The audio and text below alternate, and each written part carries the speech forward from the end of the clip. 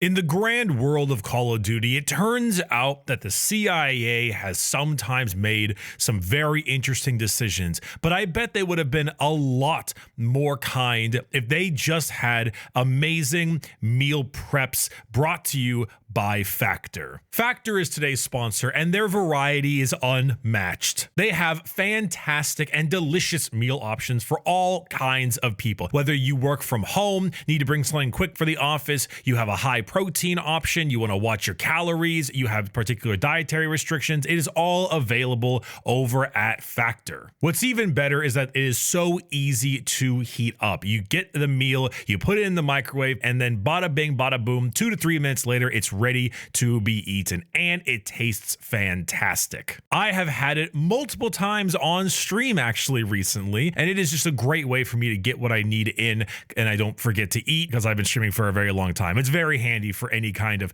at-home work. So go ahead and head to factor75.com or click the link below and use code 50Bricky for 50% off plus free shipping on your first Factor box. That's code 50Bricky at factor75.com to get 50% off plus free shipping on your first box. Thank you so much for sponsoring this video, Factor, and let's continue with the video.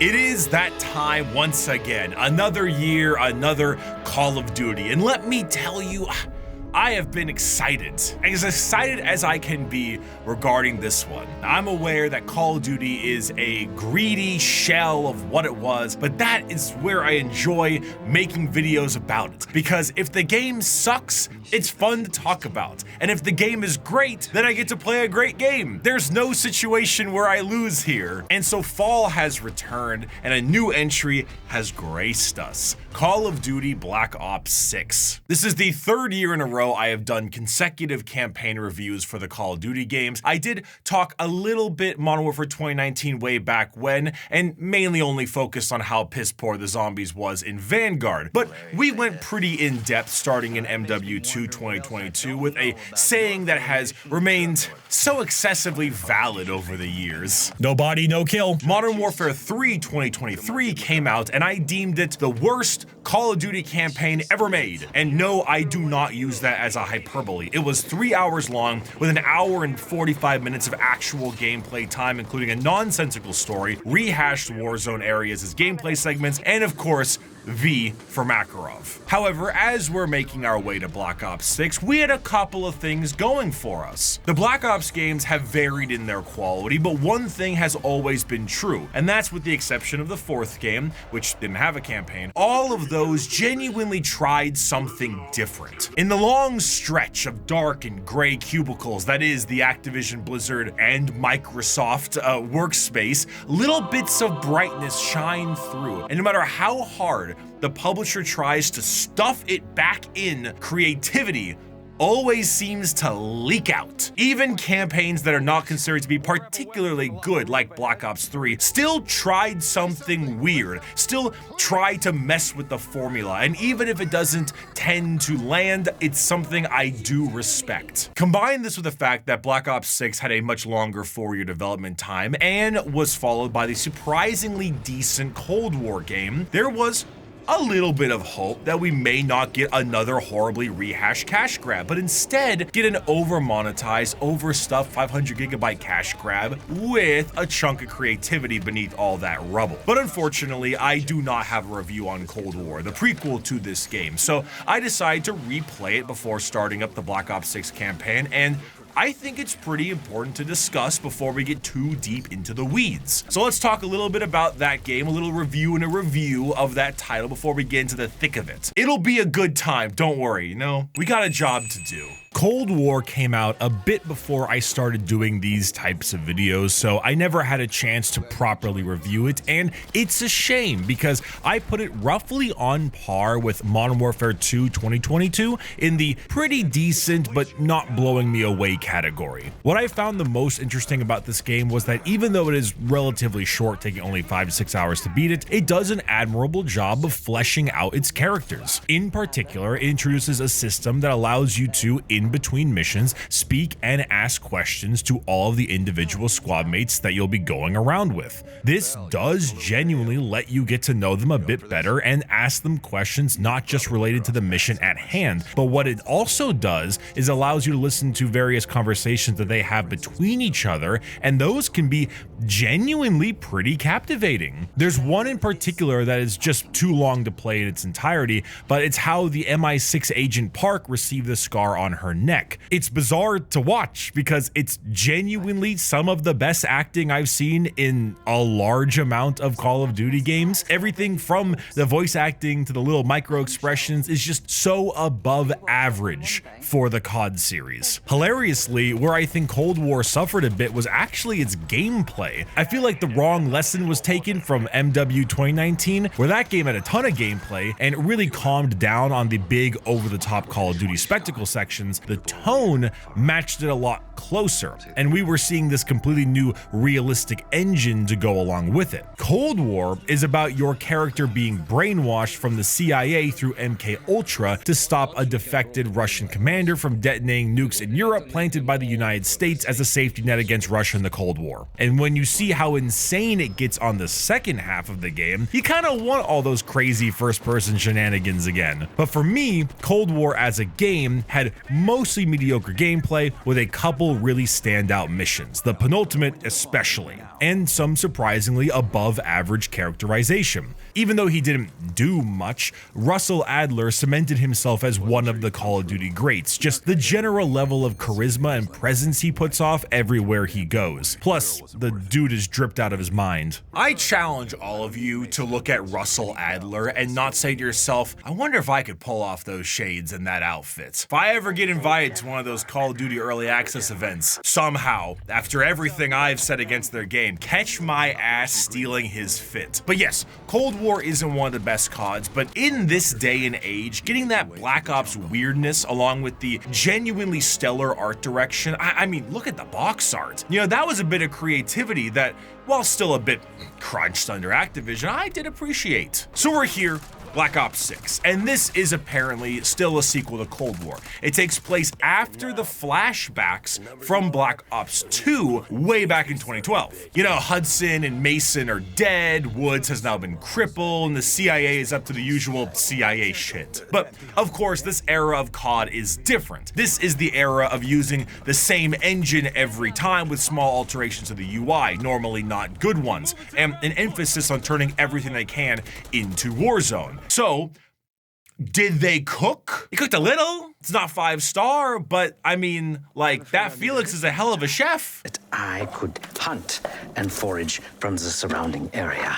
He just shoved in half a potato and half of a tomato, not chopped. What is wrong with him? A while ago, I saw a tweet or post or something that was basically the Donnie Darko meme asking if the video essay is actually an essay or if it's just talking about the game in chronological order. I have never experienced a post in which I had felt so called out for it, because despite doing a mix of both, I've always enjoyed the chronological order part. It allows me to point out a lot of the specific things that I enjoy as well as the things that I don't by picking parts of the game that fit those points as best as I go through it. Unfortunately, it becomes a lot more difficult to do that when the game takes the phrase pacing and throws it out the window. Way back when, it was all about the very linear maps and missions with a bunch of cool set pieces taken from place to place, and that was what Call of Duty was for a long time. Eventually, they went a little bit harder into new things like new enemies and such, but for here and in the beginning, Black Ops 6 just doesn't put its best foot forward. The cutscenes come out at a breakneck pace, not really explaining very well what is going on and giving you a nebulous villain name before sending you on your way. It's very impressive and dumbfounding how a game can both not tell you enough and also have way too much exposition at the same time, but they pull it off. The premise is extremely bare bones. In Cold War, you were after the nebulous character known as Perseus. They were the big bad Russian villain looking to destabilize the world during the Cold War, which, as we all know, was about as stable as a Guilty Gear Strive player's search history. Positive bonus. Now, the main story was generally not very good nor intriguing, and that is also the case here. Instead of a particular group or nation being the main villain, you instead fight a, quote, multinational shadow organization, unquote, known as the Pantheon, and are not really told much outside that other than, you know, maybe there's something going on with the CIA because they're acting a little sus, might have vented, you know, zoomer humor. It's just the CIA have been known in these games to not be the greatest narrators. So basically, Adler, in the first mission, kills a very important rogue agent. The director of the CIA, known as Livingston, is really pissed off and tells you to take a hike, ignoring the Pantheon threat. So naturally, as people who are very versed in off-the-record operations, you go find a safe house in Bulgaria and you go deal with a lot of off-the-record stuff because that's just what you do. Now, I'm going to have to say a lot of things about this game, and it'll probably range towards the negative, especially as we reach the end, but I do want to open with saying that I am so happy they brought back the safe house conversation system that they had in Cold War. This is just so useful, and it's mostly optional. Going around the safe house and talking to all the people really gives you those extra character bits that make the game far more interesting and flesh out your group. But if you wanted to just run past them to the evidence board and go back to the shooty bang bang, you could just ignore all of it, and that's cool. The character list here goes Marshall, Woods, Sev, Adler, Felix, my beloved, and your own playable character known as Case. It should also mean a lot that I was able to remember all those characters off the top of my head without looking them up, because unlike in a lot of other Call of Duty games, they actually developed these characters. See, I was very confused where we were in the timeline of Call of Duty, but now we've figured it out, and I guess they rebooted the new Modern Warfare games and put them in the same timeline as the original Black Ops games. So Cold War took place after Black Ops 1, and Black Ops 6 takes place after the flashbacks of Black Ops 2, which is a shocking amount of faith to have for your fans, because most people probably are going to be quite confused why Woods is in a wheelchair. I don't know why Woods is in a wheelchair.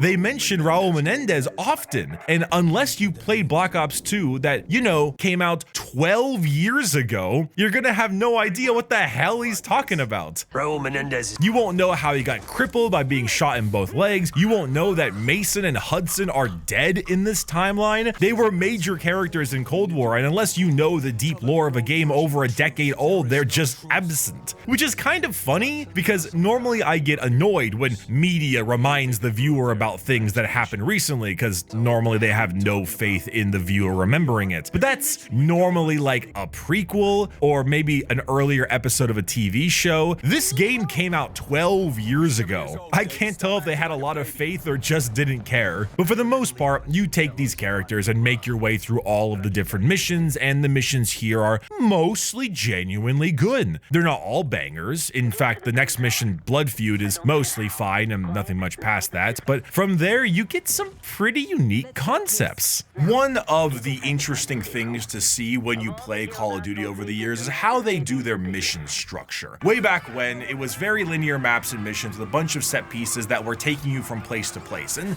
that was what Call of Duty was for a long time. In fact, way back when, I always remembered memes showing like a Battlefield campaign map and a COD campaign map, and the COD one was a tiny narrow hallway, and then it said cutscene, narrow hallway, cutscene, narrow hallway, cutscene. The Battlefield one was all a bit larger, because this is back during the Battlefield, Modern Warfare, Bloods versus Crips, what side are you on kind of shit. Hilarious that I actually feel like I want that back. I want a carefully crafted campaign experience back instead of quasi-open world stuff. But then as time went on, they added new kinds of enemies, upgrade systems, and etc. to make it more interesting. The gameplay began to get a lot more in-depth as like the main focal point around the Modern Warfare 2019 era. There were a lot fewer of those big bombastic first-person segments and much more about longer missions with more moving parts in a methodical manner. The problem is sometimes in those moving parts, it can just get kind of lazy. Modern Warfare 2 and 3 showed us that it can just be a million dudes in armor and they try to make dynamic levels out of Warzone maps. But here, it feels like they actually make real systems that are interesting to engage with. Mostly. One mission was called Most Wanted, and this has you go to a special event for Reformed Orthodox Rabbi Bill Clinton, in which you need to gain access to a safe by using the senator's eye scan, and you can do this in multiple ways. One has you discovering an affair between the senator and one of his aides, and using his wife against that. The other is hacking a secret auction computer, and the third has you beating the shit out of him. These aren't 3 objectives you do individually, these are actual choices, and you get to pick how you want to go about it. Normally, these parts of the game are just window dressing for when everything goes to shit, but it's actually quite fun to go around and have the choice to pick a direction to go. I chose to blackmail him about fucking his aide over to his wife, which involved me finding the aide and her friend trying to extort him, getting a sex tape from their car, putting him in the car, giving it to his wife, and her drugging the aide and carrying her out. It's actually hilarious and wild in such a lovely concept. Everything past that is the usual COD fanfare. You do a little bit of sneaking, you rescue Adler from the site, and then you ride on American flag motorcycles out in a blaze of glory. It is a hilariously enjoyable mission between its branching paths, decent combat, and then great spectacle moment at the end. And it is only the 3rd best mission of the game. After you complete this, you make your way back to the safe house, and I have to shout out the acting in this game. For the most part, even in the bad ones, Call of Duty has been generally well acted, almost never anything Game of the Year winning, but for how mediocre these titles can end up being, the character voice acting is, you know, actually pretty decent. But I think we're upping it a bit since Cold War and Black Ops 6. The discussions in the safe house, not the ones that you do with the individual people, but rather the ones that are in between 2 characters, are always so engrossing and genuinely make you develop intrigue in the characters, and yeah, hope they don't die. I was a big fan of Adler in Cold War, and I do think he stole the show a bit, but out of all the other characters, Park was my favorite because her demeanor was enjoyable, and every time she acted out a scene, all of the little micro emotions and conversational tics were impressive. Like, this is real acting for real characters in Call of Duty, damn it, and nowhere is that more on display than with the man himself, Felix, my beloved. And ears. No, or pornography. Might need a test subject. I'm ignoring you. Perhaps a reevaluation of my priorities is in order. I tell you, this beautiful German engineer man is such a delight. He kills every scene he's in with all of the hilarious German conversational skills and dry humor, while simultaneously having a fascinating character trait of being ex-Stasi and putting down the firearm to become a pacifist. He still works against the enemy, of course, but he will not kill someone. This all makes for such an awesome person to have in your earbud and on your team. In fact, I feel like he overshadows the other characters a bit. Adler is still here, but not for very long, which is unfortunate because he is, once again, kind of a Chad. Seb and Marshall are pretty decent, but they don't get quite as much development as I would have liked. There aren't a lot of character traits for them that go past Boy Scout CIA and double agent spy. Honestly, some of the best stuff character-wise comes from Woods adapting to his new condition of being a Black Ops badass to now being wheelchair-bound. Fuck me! It's actually kind of sad because outside of the clip I just showed you, they don't really expand on it too much. It's normally him blowing it off and trying to talk about something else, which is fine, but I wanted to get to the deeper core of Woods a bit more. But I know I said this 9 times now, but these moments here do so much for the campaign, just like it did for the prior run. Having these moments elevate what you're doing. Man, it's almost like having genuine characters elevates every game that has ever existed. Incredible. Unfortunately, with all the good I've just said, we do need to have a little bit of the bad. And the next 2 main missions I consider to be pretty mediocre while still having a bit of a neat concept. So the next mission is actually a gigantic open world style one where they give you a car and they let you go around to various areas dealing with scud launchers, among other objectives. Now, the concept here is cool. The more of the side objectives you do, the more upgrades and things you get for that mission. And those upgrades will let you clear out the other areas better and better. For example, I got a stealth bomber for helping out soldiers at a crashed helicopter site, but you can also get a chopper gunner if you destroy all 3 SAM sites, or a mortar strike if you pick a cache at the first enemy encampment you clear. What's really neat about this is that in the following mission called the Cradle, you get to keep all of these kill streaks for the big assault on the enemy base, and that there is a very neat concept. Doing all the things and the side missions in the big open world helps you in the next mission. And on paper, it would have been really fun if it didn't involve you driving through a gigantic dead-ass desert with no music, no intrigue, and the same kind of objective over and over again. I did one side mission, the one where you rescue the soldiers from the helicopter, and said, nah, I'm not gonna finish the rest of these. I'm just gonna go do the main objective because it was putting me to sleep. I'm sure in some universe, COD can do this open world thing. I mean, Far Cry has gone away with it for quite a while, but for me, Call of Duty is not a checklist of going around and doing the cool icon on your map. It is a crafted linear segment along with awesome set piece moments and other various ways to break up gameplay. It is not driving to a bunch of checkmark areas, shooting people and doing it over again. I very much dislike this mission, and the following mission is not particularly amazing either. It's just a relatively generic storm the base mission and get out. So, C-. But this has all just been me running through the opening of this game, because those of you who have played it know we're not actually talking about this COD until we get to the next mission. Even the good ones so far pale in comparison. The last 3 CODs have paled in comparison. After the worst campaign we have ever seen, preceded by a somewhat okay but not quite there campaign before it, we get what is arguably the best Call of Duty mission in the last 8 years. And the only one that comes close is Clean House. And that one, as fun as it is nowhere near as dynamic as this one. Emergence is actually the best Call of Duty mission in maybe a decade. Not everyone loves this mission, as anytime zombies are anywhere near the main campaign, a lot of people get thrown off by it, but I like the weird creativity. I like when Raven and Treyarch mess with your brain, and here you head to Kentucky to check out an off-the-map research lab. Your mask falls off, you take a big whiff, next thing you know, you're in this gorgeous Art Deco government facility with zombies, weeping angel mannequins, mimics from Prey, and a motherfucking grappling hook. It is cinema.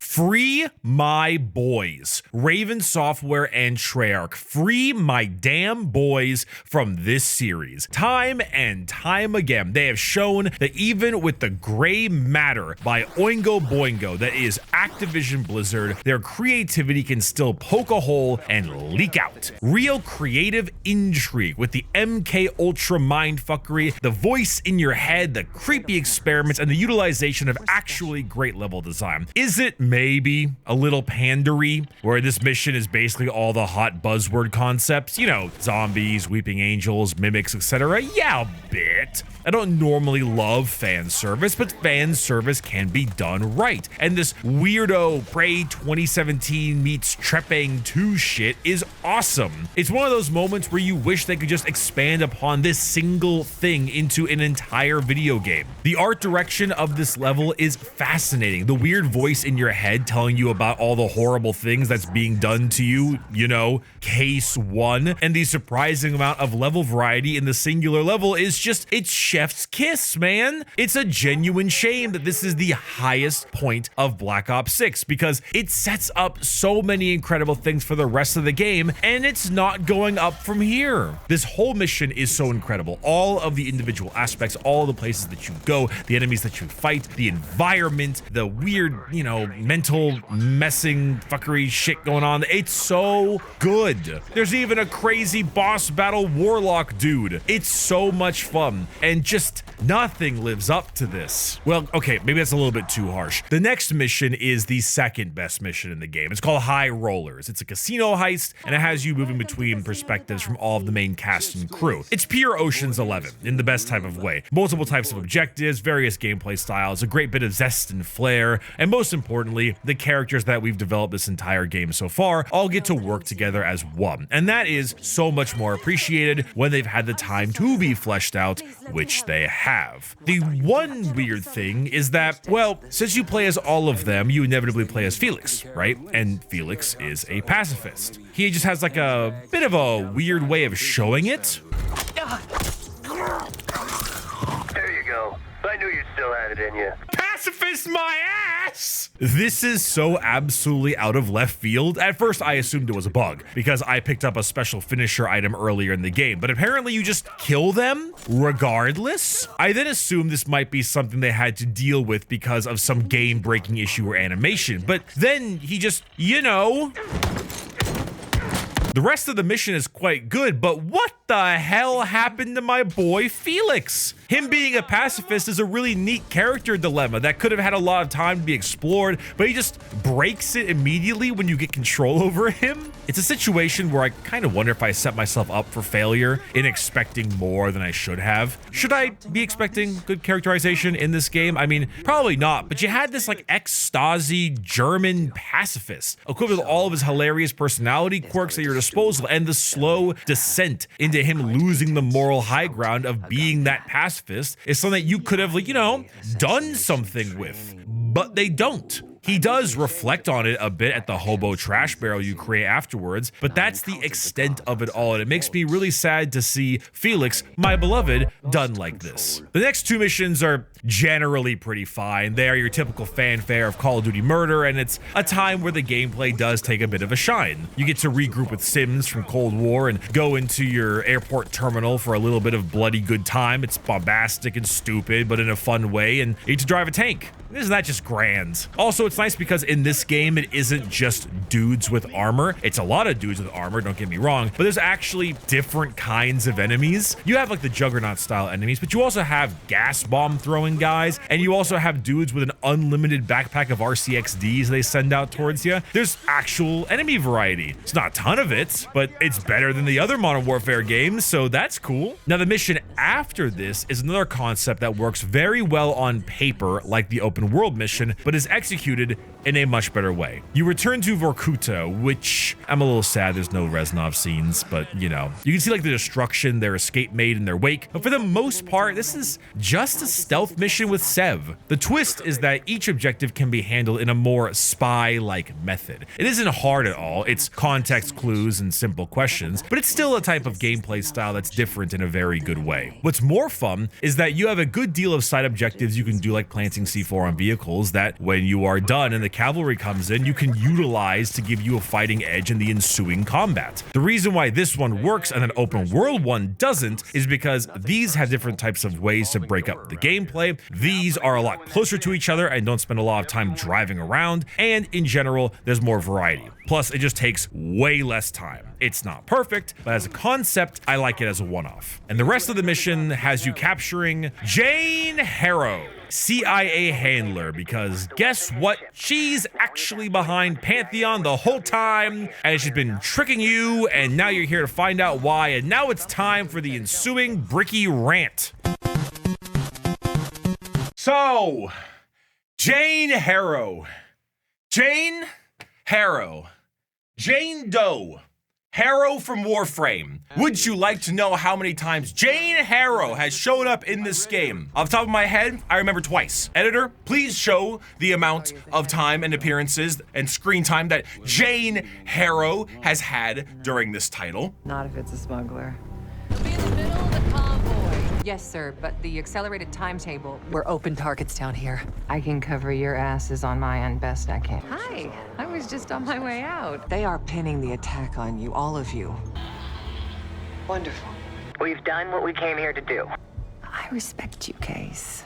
She is the one behind this whole thing, behind the weird bioweapon shenanigans known as the Cradle, behind all of it. So you kidnap her, bring her to your safe house, and you interrogate her. This prompts an absolutely batshit sequence where Adler injects her with a truth serum of sorts, and you end up playing as Harrow in a weirdo nightmare realm of her own thoughts and memories. This is often the situations that people come to Black Ops games for the most. The weirdness, the mindfuckery, the pure unadulterated mind control gameplay that we all know and love. And this mission goes on for a long time, with multiple objectives in piecing back the memory of Harrow and what her plans are. The big reveal is that as a child, Harrow's parents were killed by what was assumed to be a CIA operative, most likely Adler. So she joined Pantheon and wanted to use a false flag operation. Yes, another one to detonate the cradle in the Capitol building. Discredit Livingston, the dude from the beginning, and replace him with herself, giving Pantheon control of the CIA. That is why you are going through this insane nightmare dimension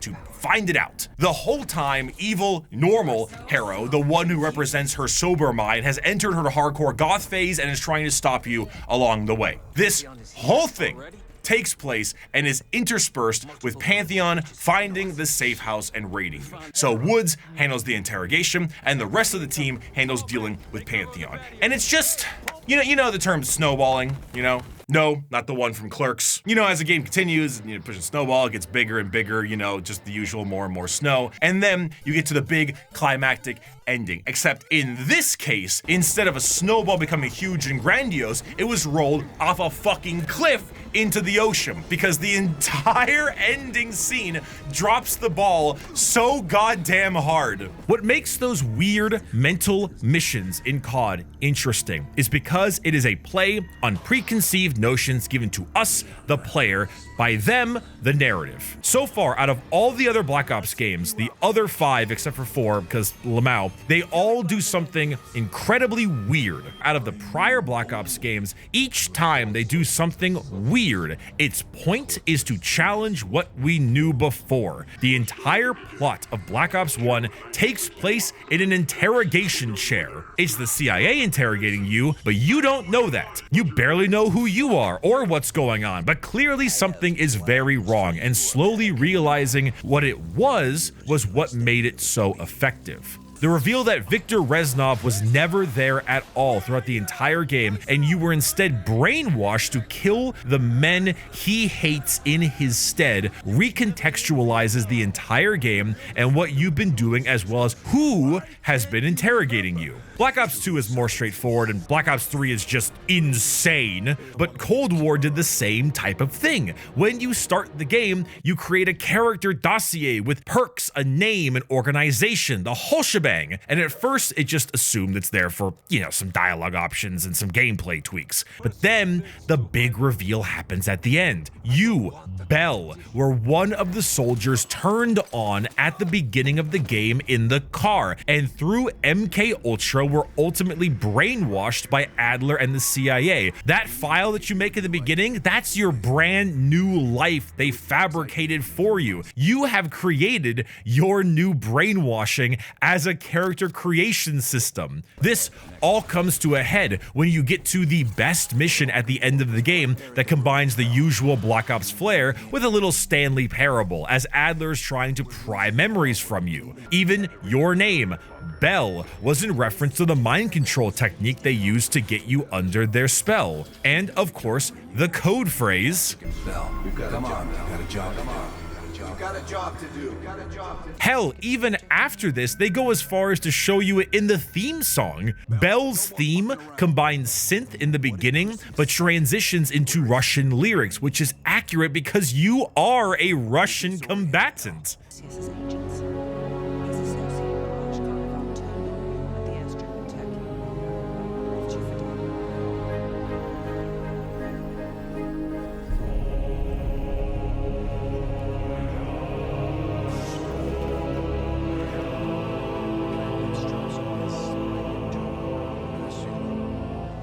Cold War is not a perfect game, and much like Black Ops 1, its final mission is pretty dull, but it does succeed at doing what it set out to do. To Bell, Adler is an enemy combatant who found your barely alive body, brainwashed you, lured you into being his friend and comrade, only to finally go through your brain with pliers and needles when he wasn't getting answers fast enough. If you choose to help him regardless, because the other option is nuking Europe, he rewards you for your loyalty in the most Adler way he possibly could.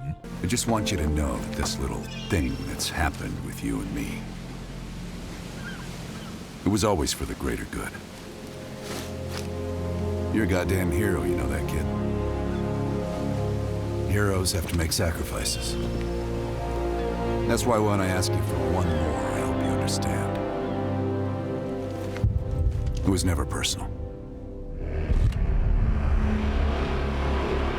I say all of this because what truly saddens me about how they ended Black Ops 6 is that none of it does what it's supposed to do. Harrow is not a good villain for this story because she's not around. She's barely in the damn game. And while her Game of the Year winning performance is a huge helper, unironically, like her VA slaps. So it was great to see you. She just isn't the character to do this for. Case is the character to do this for. Case was a damn experiment. He was Case 1. He was number 1, Mr. Krabs. We had a whole mission about super soldier serum for our player character. Do you want to know when that's brought up in the story again? It isn't. The entire situation in Kentucky, the Pantheon trials, you, Case, and your treatment all means nothing as you dive through Harrow's brain. They set up Case like they were setting up Bell with all the same intrigue and questions, and then they didn't answer a single one of them. It's not interesting to dive through Harrow's memories because we don't know Harrow well enough. If it was a different twist, a betrayal from inside perhaps, that would hit so much differently. But unfortunately,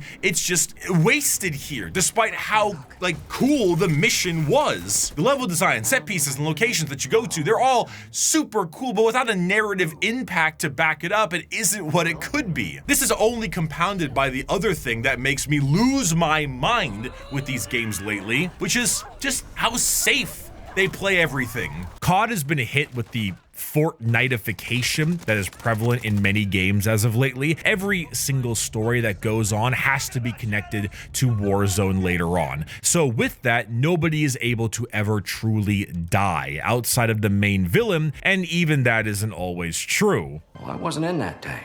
I know Woods isn't going to die because he kicks the bucket in Black Ops 2, which is why him getting stabbed gave me no reaction. But there was one character I was truly unsure about. My beloved Felix. Felix, no! Not you too! If Felix dies here, I will never forgive this game.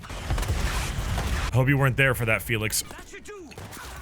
Oh, fuck, no! Holy! Oh no!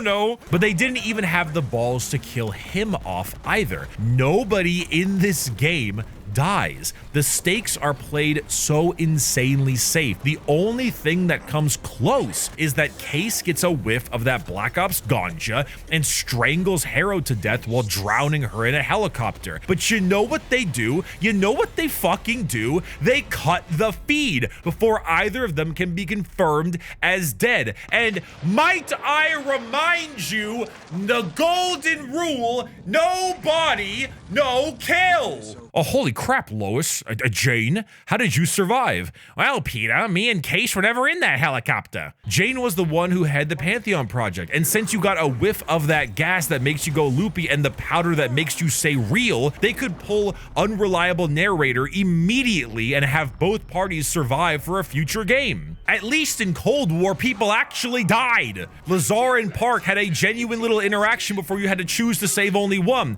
But even that doesn't matter because Park is in Black Ops 6, so your choice doesn't mean dick. But Bell got iced in the end too. Like, there was a feeling of mortality for these characters. This all is not to mention what a waste of a character Adler is in this game. Adler is genuinely cemented in with some of the greats in Call of Duty. The dude's demeanor is great. His look is amazing. His drip, immaculate. And he has all these great interactions, like when you ask him about his scar in Cold War, and he gives you 3 completely bullshit answers. But the dude is sketchy as shit. He brainwashes people. He's a CIA hitman and soldier, and literally he killed your ass in the last game. He has all the makings of being an incredible villain for the series, a full stop antagonist. I'm already spinning up ideas where you play as a bunch of ex-brainwashed people like Mason, but you're on the run from the CIA with your comrades, and Adler is tasked to hunt you down.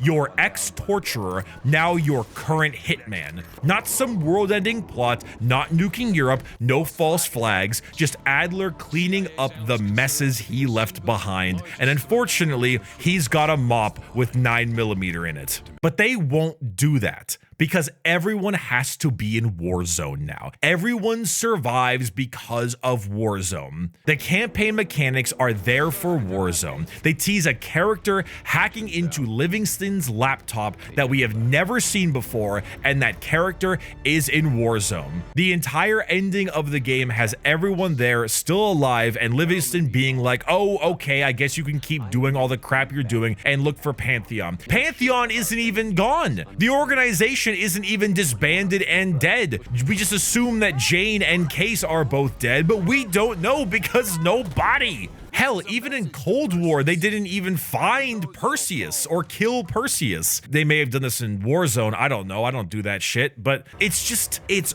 all done later, and it makes it such a waste. What truly upsets me here is that they were doing it this time. The missions were varied, the characters were intriguing, and they were putting something together that could have been truly gas. It does still have one of the best missions that COD has had in a long while with Emergence, but what it doesn't have is the ability to stick the landing. Never before have I wanted Raven and Treyarch to just get out, leave the confines of Call of Duty, and use their genuine creativity and character talents on something that will actually be worth it, damn it. I feel doubly bad saying this because, I mean, I don't know exactly where their dev team is, but like, I live in SoCal. I'm very close to Blizzard Studios. I run into game devs when I play Warhammer all the time. But the devil you know, and it's foolish of me to just say, I hope you can all leave and get millions of dollars of funding for a brand new game studio. So I'm putting all of my chips into hoping,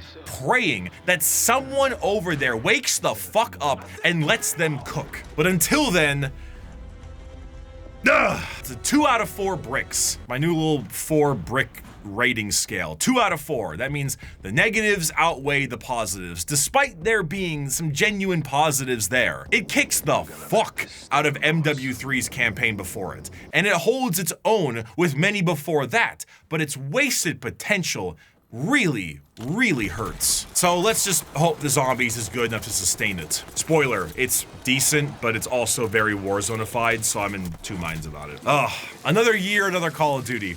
It's so funny, right? Because like the last year was so bad that it was just kind of funny to laugh about it and be like, ha, V for Makarov. But now that we're here and this one is like so much better than all the others, I'm like more passionate and then therefore more angry because I'm just, you were right there, you know?